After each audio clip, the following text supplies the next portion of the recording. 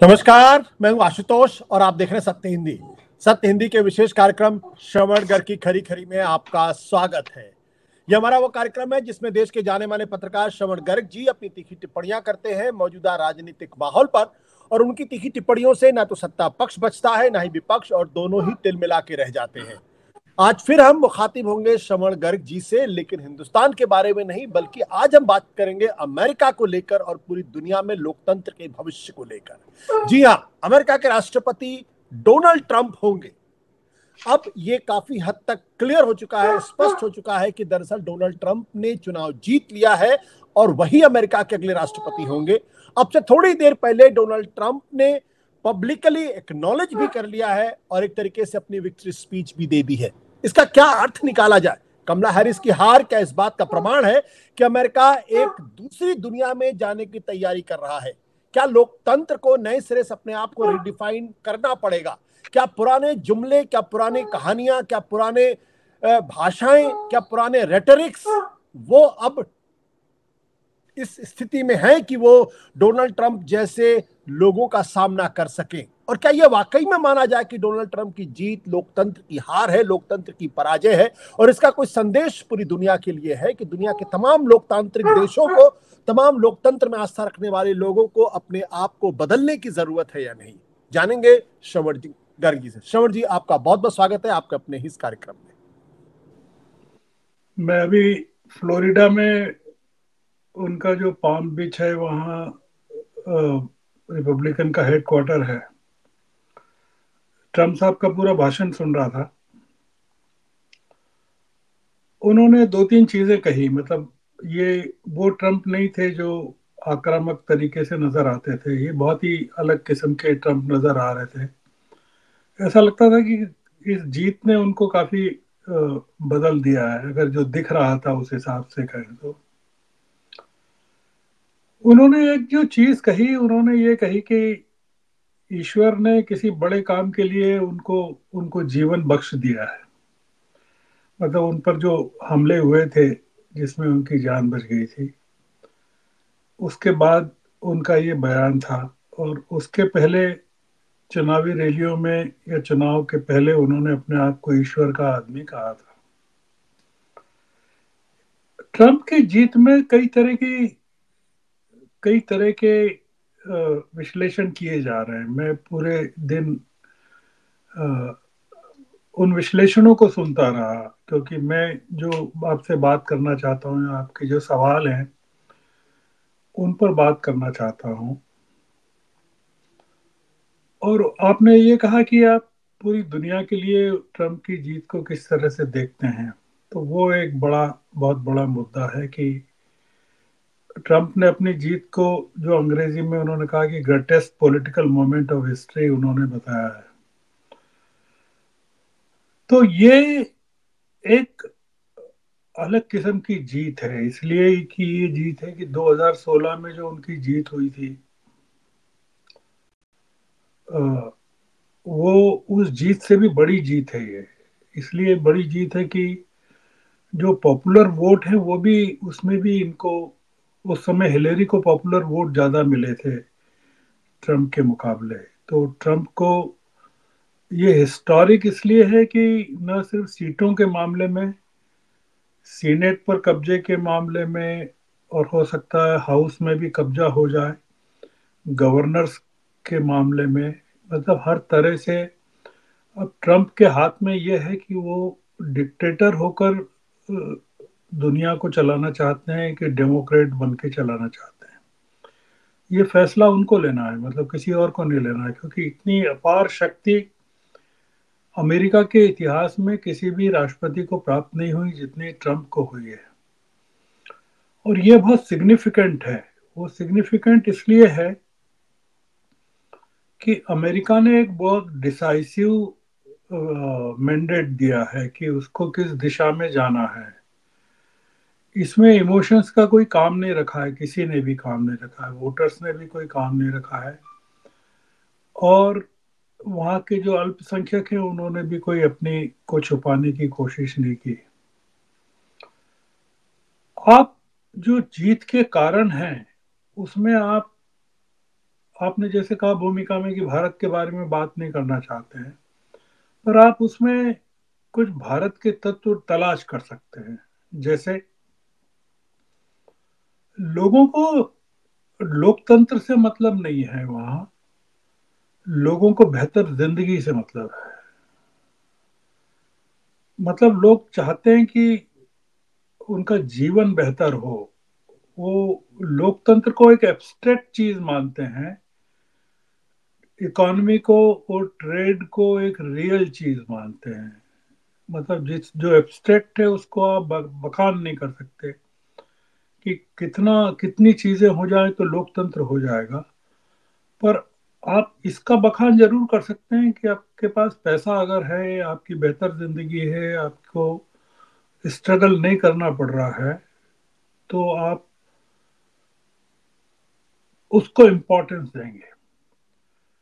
America के लोगों ने जो महत्व दिया है वो ये दिया है कि उनको इकोनॉमी बेटर चाहिए, पहली चीज तो ये।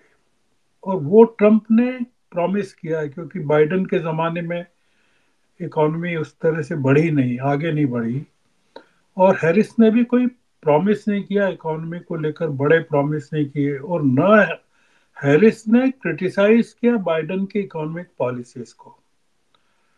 पहली चीज तो ये। अब आप इसको भारत के साथ कैसे रिलेट करते हैं वो आप देखिए कि हमारे यहाँ पूरा जोर जो है वो इकोनॉमी को मजबूत करने का क्यों है, 5 ट्रिलियन इकोनॉमी क्यों बनाना चाहते हैं। दूसरा मुद्दा जिस पर ट्रम्प को जीत मिली है वो घुसपैठियों का मामला है, इलीगल इमिग्रेंट्स का मामला है, सबसे बड़ा मुद्दा। और इस मुद्दे पर उनको सबसे ज्यादा समर्थन अश्वेत लोगों का मिला, जो लेटिनोस का मिला, जिसके बारे में ये कहा जा रहा था कि जो अश्वेत लोग हैं वो अ, चूंकि कमला हैरिस अश्वेत कम्युनिटी का प्रतिनिधित्व करती हैं, अफ्रीकन्स का करती हैं, एशियाई अफ्रीकन्स का करती हैं, तो उनको समर्थन मिलेगा। उनको नहीं दिया। प्यूर्टो में जो उनकी जो रैली हुई थी उसमें लेटिनोस के बारे में अपमानजनक बातें कही गई, उसके बाद भी लेटिनोस ने ट्रम्प को पूरा का पूरा समर्थन दिया। आश्चर्यजनक ये है कि जो दो स्टेट्स जिनका मैं नाम लेना चाहता हूँ वो ओहायो और टेक्सास है। टेक्सास में जो वहाँ के सीनेटर हैं, वर्तमान सीनेटर टेड क्रूज थे, वो काफी अ, अलोकप्रिय हो गए थे, अनपॉपुलर हो गए थे, और सब लोग मान के चल रहे थे कि वो हारने वाले हैं और रिपब्लिकन वो हारेंगे। टेक्सास में ट्रम्प को बहुत अभूतपूर्व जीत मिली। उसका मुख्य कारण ये कि टेक्सास की जो बॉर्डर्स हैं मेक्सिको से लगी हुई है, और पूरा का पूरा जो मामला है इलीगल इमिग्रेंट्स का, वो टेक्सास के बॉर्डर से लगा हुआ है। जी। दूसरा जो जीत है वो ओहायो की है। अगर आपको याद हो तो कमला हैरिस के साथ बातचीत में जो एक की डिबेट हुई थी, उसमें उन्होंने कहा था ट्रम्प ने कि उनको किसी ने कहा कि ओहायो में जो हेथियंस हैं वो वाइट लोगों के जानवरों को खा रहे हैं, उठा के ले जाते हैं। ओहायो में ट्रम्प को विक्ट्री मिली। इसका मतलब ये, जॉर्जिया में विक्ट्री मिली, वहाँ की 1/3 वोटर्स ब्लैक्स हैं, और सबसे ज्यादा आपराधिक प्रकरण ट्रम्प के खिलाफ जॉर्जिया में है पिछले चुनाव को लेकर। ये सब चीजें क्या बताती है? ये सब चीजें बताती हैं कि लोगों को उनके प्रतिनिधियों के आपराधिक रिकॉर्ड से कोई लेना देना नहीं है। अमेरिका एक नए दौर में प्रवेश कर रहा है, एक नई सुरंग में जा रहा है। और अब ये लगभग तय है कि जो दुनिया के देश हैं, जिसको अंग्रेजी में कहते हैं they will fall in lines, तो अब वो नजर आएगा, क्योंकि ट्रम्प की जो जीत है और उनका जो कॉन्फिडेंस है जो मैं देख रहा था। मतलब आप सोचिए कि जो ट्रम्प को जो वोट मिला है वो सबसे ज्यादा वोट युवाओं का मिला है। और वो युवा 18 से 44 साल के बीच के हैं। और जो डेमोक्रेटिक पार्टी की जो पूरी वोटरशिप है, जो उनका जो वोटर कॉम्पोजिशन है, उसमें करीबन 45% मिक्स्ड पॉपुलेशन है, जिसमें अश्वेत भी हैं और लेटिनोज भी हैं और एशियाई लोग भी हैं और तमाम लोग हैं। पर ट्रंप के साथ 90% वाइट्स हैं, जिनको आप भारत की भाषा में हिंदू कह सकते हैं। ट्रंप की जीत को लेकर जो एक एनालिसिस में, सारी बातें आपको अपनी तरफ से नहीं कह रहा हूं मैं, दिन भर जो जी। एनालिसिस सुनता रहा हूं उसके आधार पर कह रहा हूं। वो ये कह रहे हैं कि ये क्रिश्चियनिटी की बहुत बड़ी जीत है, जिसको आप कह सकते हैं कि हिंदुत्व की बहुत बड़ी जीत यहाँ कह सकते हैं। इसका क्या मतलब है? मतलब वो एबॉर्शन के खिलाफ जो रहे, वो बेसिकली क्रिश्चियनिटी का एक बहुत बड़ा एजेंडा है कि वो दे आर अगेंस्ट एबॉर्शन, जो खासकर पूरे के पूरे ईसाई धर्म में है। और उन्होंने आखिर तक एबॉर्शन के मुद्दे पर या रिप्रोडक्टिव राइट्स के मुद्दे पर महिलाओं के, ट्रंप ने कोई कॉम्प्रोमाइज नहीं किया। हालांकि उन्होंने ये कहा कि वो महिलाओं की बेहतरी के लिए काम करेंगे, चाहे महिलाएं स्वीकार करें या नहीं करें। I will work for the betterment of woman whether or not they accept it or appreciate it. इसलिए ये एक अलग किस्म का चुनाव है। अब इसमें ये एक जो चीज देखी जा सकती है, वो ये देख, यानी इसको लेकर काफी भय भी व्यक्त किया जा रहा है कि वो अमेरिका एक तानाशाह के हाथ में चला गया है। मैं इसमें एक जो चीज देख रहा हूं, जो एक इंटरप्रिटेशन ये है कि अगर ट्रंप हार जाते और कमला हैरिस जीत जाती, तो वो कमला हैरिस को सफल नहीं होने देते, मतलब वो अपनी पराजय में भी सफलता को ढूंढ लेते। ट्रंप अब जीत गए हैं, तो अब उनके सामने या डेमोक्रेट्स के सामने एक बहुत बड़ा अवसर है कि वो उनको जीत कर हारने का अवसर दें, मतलब असफल होने का अवसर दें ट्रंप को। तो अब ट्रंप के सामने जितनी बड़ी चुनौतियां जो उन्होंने खड़ी कर ली हैं अपने लिए, कि वो उनको जीत मिल गई है। मतलब जो आंकड़े हैं वो ये बता रहे हैं कि उनको इलेक्टोरल वोट्स में 270 चाहिए, पर उनको 312 13 या 315 तक भी मिल सकते हैं। क्योंकि मैंने जो अभी लास्ट जो देखा था, 267 उनको मिले थे और अलास्का का रिजल्ट आने वाला था। तो अलास्का के रिजल्ट से उनका बहुमत तो हो जाता।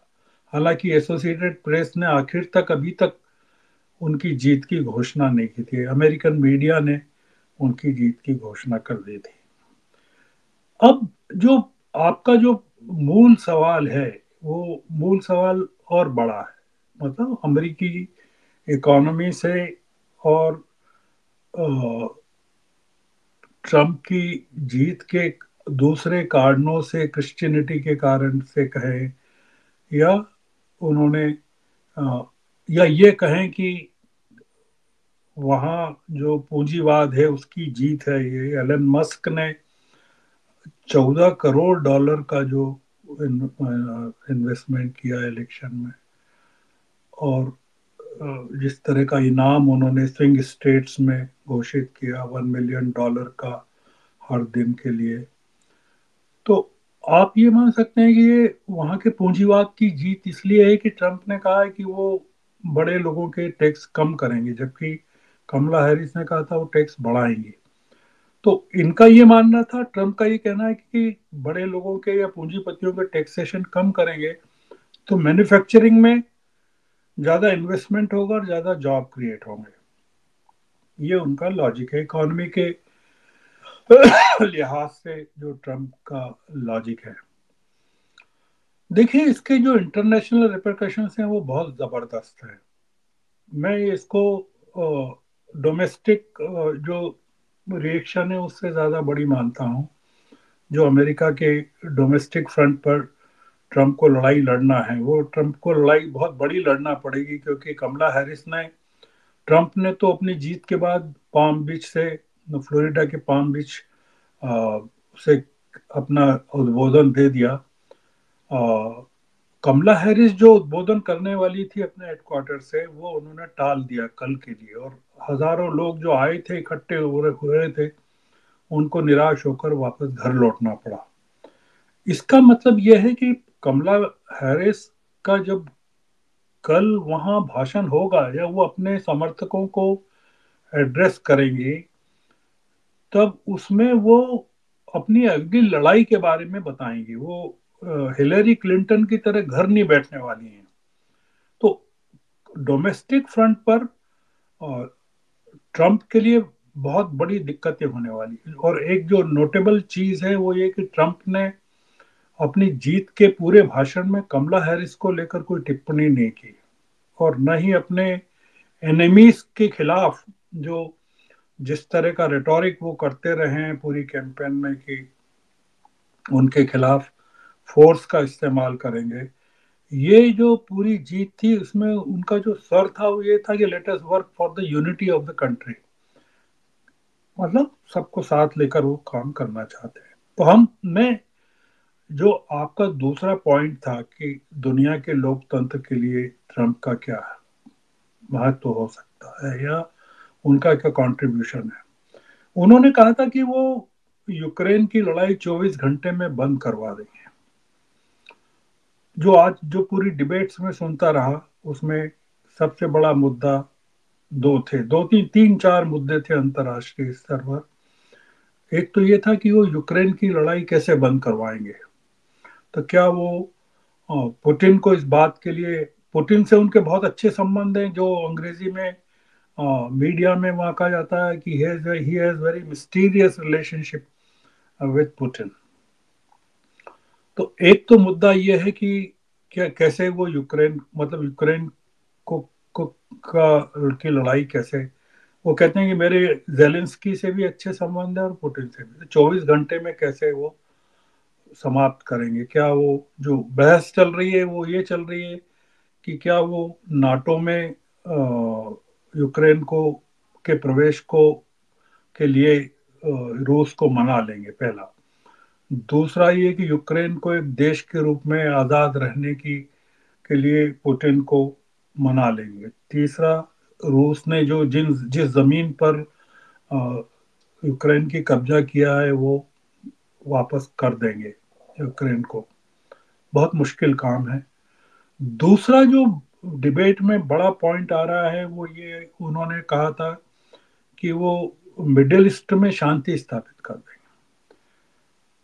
इसका मतलब ये कि मतलब वो मिडिल ईस्ट में शांति स्थापित करने का मतलब है कि इजराइल को, मतलब जिस मुद्दे पर कमला हैरिस की हार का बड़ा कारण बताया जा रहा है कि वो गाजा में इजराइल के हमले को रोक नहीं पाए डेमोक्रेट्स, और इजराइल को बाध्य नहीं कर पाए फिलिस्तीनियों के खिलाफ हमलों से। एक बड़ा कारण ये, अमेरिका के युवा इस बात से बहुत नाराज हैं डेमोक्रेट से कि गाजा में डेमोक्रेट्स फेल हो गए हैं ना। गाजा में फिलिस्तीनियों की जानें गई, और जो लाखों अरब मुस्लिम्स हैं अमेरिका में रहने वाले, वो डेमोक्रेट से खिलाफ इसलिए गए क्योंकि जो इनकी फिलिस्तीन की पॉलिसी थी बाइडेन की, वो काफ़ी, उससे काफ़ी नाराज थे। और उनको ट्रंप में एक नज़र आती है उम्मीद कि इजराइल को अगर वो रोक देते हैं लेबनान पर हमले से, फिलिस्तीन पर हमले से, और होस्टेजेस की वापसी हो जाती है इजराइल में, और फिलिस्तीनियों को उनका हक मिल जाता है, तो ये ट्रंप के लिए बहुत बड़ा ट्रंप कार्ड होगा, जिसको ट्रंप ने कहा है। ये दो चीजें मैंने आपको बताई। जी। तीसरी चीज जो मैं आपको बहुत ही महत्वपूर्ण बताना चाहता हूँ और जिसका भारत से संबंध है, वो ये है कि ऐसे टाइम पे जब मोदी जी चीन के राष्ट्रपति के साथ नजदीकियां बना रहे हैं, हमारे डिसएंगेजमेंट के एग्रीमेंट्स हो रहे हैं लद्दाख में और बॉर्डर पे, और हम चीन के नजदीक जा रहे हैं। ऐसे टाइम पर व्हाइट हाउस में ट्रम्प आ गए हैं, जो कि चीन के घोर विरोधी हैं। अब ये पूरा का पूरा हमारा जो इंडिया की जो फॉरेन पॉलिसी का जो गणित है उसको उल्टा करने वाला है। और वो उल्टा इसलिए करेगा कि जो ताइवान को लेकर एक डर व्याप्त था, और ताइवान को जो डर व्याप्त था चीन से, वो ताइवान अब सबसे ज्यादा ताकतवर अपने आप को महसूस कर रहा है ट्रम्प के आने से। तो इसका जो ये एंगल है कि हमारे अब हम चीन के साथ अपनी दोस्ती किस हद तक बढ़ाएंगे, क्या ट्रम्प की नाराजगी के को मोल लेते हुए बढ़ाएंगे, या जो एक्सेस हम बना रहे थे कि ब्रिक्स में जो एक्सेस बना रहे थे, कि जो मैंने पहले भी किसी चर्चा में कहा है कि जो चीन, रूस और ब्राजील तो खैर है ही, और ईरान और भारत, और अब उसमें एक एलिमेंट नॉर्थ कोरिया का भी प्रवेश हो गया था, क्या वो अब एग्जिस्ट करेगा? क्योंकि ट्रम्प अब पुतिन के साथ दोस्ती तो है, पर वो ब्रिक्स को मजबूत नहीं होने देंगे। मतलब नाटो की कीमत पर वो कब तक ब्रिक्स को मजबूत नहीं होने देंगे। नाटो से उनके झगड़े अलग किस्म के हैं, कंट्रीब्यूशन को लेकर उनके झगड़े हैं, नाटो के देशों को उनका कंट्रीब्यूशन देना चाहिए, वो एक अलग मुद्दा है। भारत के लिए दूसरा जो महत्वपूर्ण मुद्दा है वो ड्यूटी का है, ट्रेड का जो है, कि ट्रम्प पब्लिकली क्रिटिसाइज कर चुके हैं कि रशियन गुड अमेरिकन गुड्स को लेकर, जैसे एक मोटरसाइकिल का, मोटर बाइक का, हार्ले डेविड का जो, या डेविड हार्ले जो भी नाम है उसका, उसको लेकर उन्होंने, हार्ले डेविडसन। हार्ले डेविड, उन्होंने ड्यूटी कम नहीं की, उन्होंने पब्लिकली कहा है इस चीज को लेकर। तो और पब्लिकली ये भी कहा है कि अमेरिका, भारत ने हमारे साथ इस बारे में धोखाधड़ी की है कि हम ड्यूटी के मामले में हम अपने प्रोमिसेस को पूरा नहीं किया। ये भारत के लिए बहुत बड़ा चुनौतीपूर्ण हो जाएगा, क्योंकि एक तो ऑलरेडी हमारा ट्रेड डेफिसिट है, दूसरा अमेरिका ने अभी जो सैंक्शंस लगाई हैं भारतीय कंपनियों के खिलाफ जो चीन से कारोबार कर रही हैं, निश्चित रूप से ट्रम्प उसको जारी रखेंगे, बल्कि हो सकता है उस लिस्ट को और बढ़ा दें ट्रम्प, कि जो कंपनियां, भारतीय कंपनियां चीन से कारोबार करती हैं उनके प्रति ट्रम्प और सख्त हो जाए। तो मैं ये कुल मिलाकर जो नटशेल में चीजें आपको बताना चाहता हूं कि यूक्रेन का मैंने बताया, मिडिल ईस्ट का बताया, चाइना का बताया, ताइवान का बताया, और भारत इस मामले में, आपको याद हो अगर हो तो अभी प्रधानमंत्री अमेरिका गए थे, यूएन के, उन्होंने एक रैली भी संबोधित की थी वहाँ मेडिसन पर, न्यूयॉर्क में, अगर आपको याद। जब वो जाने वाले थे तब ट्रम्प ने कहा था कि Modi is coming to America and I will meet him, will meet. आपने देखा होगा कि मोदी जी ने पूरी जो उनकी आइटिनरी थी उसमें ट्रम्प से मिलने का कोई वक्त ही नहीं था। जो एक्सप्लेनेशन था वो ये था कि वो उनको ट्रम्प से मिलने का वक्त नहीं निकाल पाया, क्योंकि उस समय ये हवा थी कि कमला हैरिस जीत सकती हैं, और ट्रम्प और मोदी जी वो ह्यूस्टन की रैली जैसी कोई रिस्क नहीं लेना चाहते थे इस बार। अब ये हुआ है कि बिल्ली के भाग से छीका टूट गया है, मतलब ये कि ट्रम्प आ गए हैं व्हाइट हाउस में। मुद्दा ये है कि क्या ट्रम्प जो है, अभी भी उन्होंने कहा था, दिवाली की ग्रीटिंग्स उन्होंने दी थी भारतीय लोगों को, 52 लाख वोटर्स हैं, उनको दी थी दिवाली की ग्रीटिंग्स। तो उन्होंने, मैंने अपने पिछली बातचीत में कहा था कि हमको हिंदुओं की रक्षा करना है, we have to protect Hindus. और उन्होंने बाइडेन और कमला हैरिस की आलोचना की थी कि उन्होंने हिंदुओं को वो नहीं किया। आखिरी मुद्दा ये है कि एक नटशेल में अगर आप पूछें कि भाई एक सेंटेंस में आप बताइए कि ट्रम्प की जीत का क्या कारण हो सकता है, तो जो एनालिसिस प्रकट हुए हैं उसमें ये हुआ है, जितने अमेरिकन जो एनालिस्ट थे उनकी जो बातचीत थी वो ये कि आप चाहे ट्रम्प को पसंद नहीं करते हो या ट्रम्प का चेहरा नहीं पसंद करते हो, पर आप उनकी अमेरिकन वोटर्स उनकी पॉलिसीज को पसंद करते जी। हैं। ये एक एक बहुत बड़ा अ, मुद्दा है कि आप जो कमला हैरिस को लोग चाहे पसंद करते हो, पर उनकी पॉलिसीज को पसंद नहीं करते थे। जो पॉलिसीज इमिग्रेंट्स को, मतलब मोटे तौर पर इमिग्रेंट्स को इतना बड़ा मुद्दा बनाया घुसपैठियों को, कि घुसपैठियों के दम पर ट्रंप चुनाव जीत गए। अब इसका एक जो आखिरी में पॉइंट कहना चाहता हूं आशुतोष जी, कि जो इमिग्रेंट्स के खिलाफ ट्रंप जो एक मुद्दा है कि जो बाहर के लोगों ने अमरीकियों के जॉब हड़प लिए हैं, उसमें एक ये है कि 10 लाख अमरीकियों के जॉब्स में से 8 लाख जो है बाहर के इमिग्रेंट्स ने हथिया लिए हैं, एक ये आंकड़ा आया है। अब आप सोचिए कि हमारे यहाँ के जो लोग हैं वहाँ, जो भारतीय गए हैं या जॉब्स पर हैं या जो जाना चाहते हैं या जॉब तलाश करना चाहते हैं, या एशिया के लोग जो अमेरिका को एक डेस्टिनेशन के तौर पर, प्रॉस्पेरिटी के, समृद्धि के डेस्टिनेशन के तौर पर देखते हैं, वो किस तरह से इसको लेंगे। आखिरी पॉइंट आखिरी पॉइंट ये है कि कनाडा के साथ जो हमारे रिलेशंस खराब हुए हैं, ये देखना पड़ेगा कि जो बाइडेन का कैनेडियन प्राइम मिनिस्टर ट्रूडो को जो सपोर्ट था भारत के खिलाफ, या भारत जिस चीज की बात कर रहा है कि टेररिज्म कर्नाटक की जमीन पर है और उसको ट्रूडो सपोर्ट करते हैं, ट्रंप भारत के मामले में कनाडा का साथ देता है कि नहीं।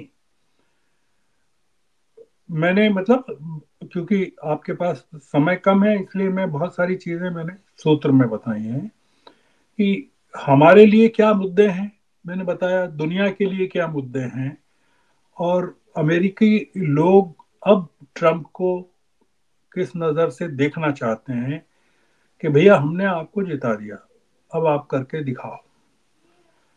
ट्रंप को तीसरा चुनाव नहीं लड़ना है, क्योंकि 2 बार के राष्ट्रपति वो बन चुके होंगे इस बार। ट्रंप जाते जाते, मतलब अपनी सेकंड टर्म के 4 सालों में रिपब्लिकन पार्टी के लिए, क्योंकि एक चीज ये महत्वपूर्ण है कि ये चुनाव ट्रंप ने लड़ा था अकेले, मतलब ये कि रिपब्लिकन पार्टी के पास ट्रंप के अलावा और कोई नेता नहीं। जैसे भारत में हमारे मोदी जी बीजेपी के सबसे बड़े नेता हैं। आने वाले समय के लिए ट्रंप रिपब्लिकन पार्टी को कितना मजबूत करते हैं, और कल कमला हैरिस जो भाषण देंगी उसमें वो क्या घोषणा करने वाली है कि ट्रंप के खिलाफ किस तरह की लड़ाई वो अमेरिका में जारी रखेंगे। तो हमको अब कुछ दिनों के लिए अमेरिका पर डिबेट अब कम करेंगे, बंद करेंगे। हमको क्या अनफोल्ड हो रहा है अमेरिका में और दुनिया में, ये जो 4-5 फ्रंट्स हैं, फॉरेन के फ्रंट्स हैं और जो इंटरनल फ्रंट्स हैं, वो कैसे अनफोल्ड होते हैं, रिएक्शन क्या होती है। और 21 जनवरी तक, 20 जनवरी तक, जब तक बाइडन हैं राष्ट्रपति के पद पर और कमला हैरिस उपराष्ट्रपति पद पर हैं, तब तक अमेरिका में किस तरह के नए कदम उठाए जाते हैं या पॉलिसी फैसले लिए जाते हैं। तो आज की ये बातचीत हम इसी नोट पर बंद करते हैं। जी। Thank you sir, thank you.